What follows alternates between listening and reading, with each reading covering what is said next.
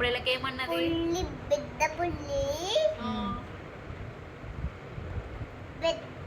పెద్ద పుల్లి ఉందా, పెద్ద పుల్లి వాక్కుంది, ఎలక దగ్గర పోతే లేచింది.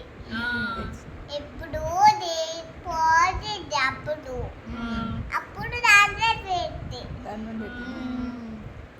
ఎలక దండం పెడుతుందా? ఓకే, ఇంకా ఎప్పుడు అప్పుడు పులి ఏమంది? పుల్లి దారి తప్పిద్దా? సారీ చెప్పిద్దా? ఎవరికి సారీ చెప్తుంది పులి? రేయాన్ చేస్తుంది మరి? రేయాన్షి ఏం చెప్తుంది?